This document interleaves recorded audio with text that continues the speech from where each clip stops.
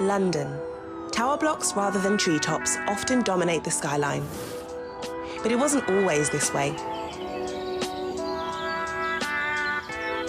Rather than tarmac underfoot, it was the leaf litter of the Great North Wood.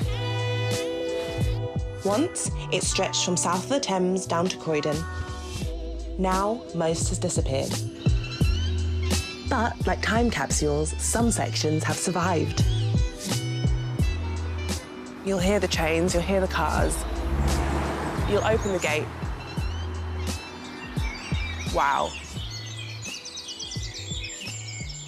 It's like opening a book.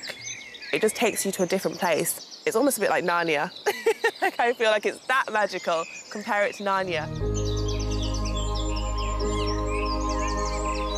My name is Chantelle, and I'm the project officer for the Great North Wood Project.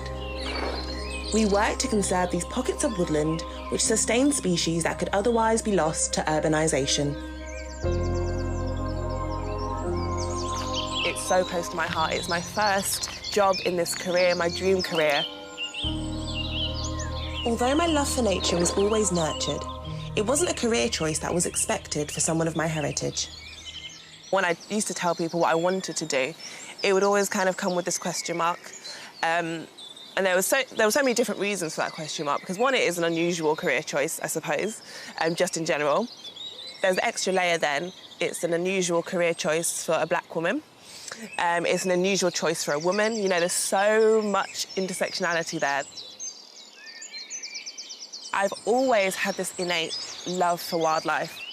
It was nurtured by my mum, my family, and I just crave wanting to spark that in other people, and I know that it is within people, because I think, you know, we are nature.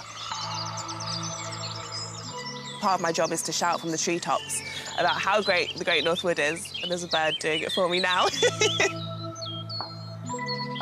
We run community events, and also we have a volunteering programme. That is kind of the backbone of this project.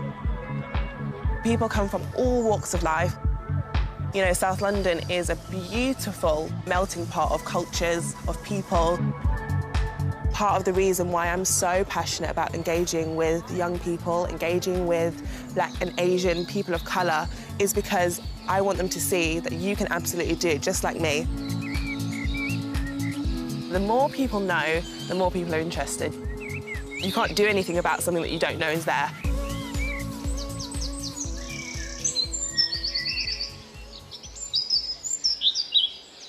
There are so many different habitats within the Great North Wood landscape that it supports such a host of the species. You've got kestrels, red foxes, grey squirrels, purple hair-streaked butterflies up in the canopy of the oak trees. The caterpillars feed just on oak trees.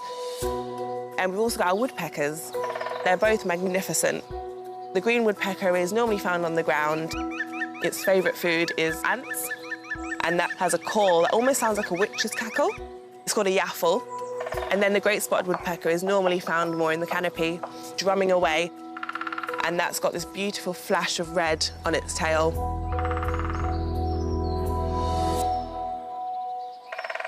These fragments of woodland also provide refuge for a species scarce in the UK.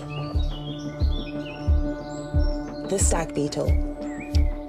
Much like the Great North Wood, the stag beetle's range has declined across Britain, but Greater London is a stronghold. We are at New Crossgate Cutting's own stag beetle loggery. You basically dig a hole and you slot these logs in upright, and gradually over time they'll decay and break down and sink into the ground. I'm a huge lover of deadwood.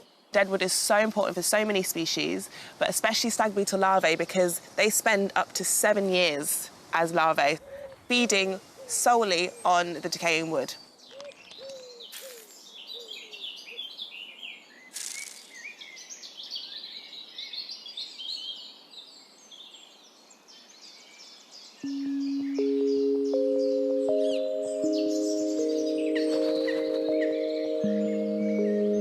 Everyone should take the time to connect with nature. The pockets here preserve biodiversity, but they are just as important for us as well. There's something about woodland in general that just sort of encompasses you, almost like a hug. And it's just so inspiring, and it makes you feel good. Like, I feel like I could say to someone, come into woodland angry and see how you come out, because like, I feel like I dare you to try and come out without a smile on your face, because it's just infectious.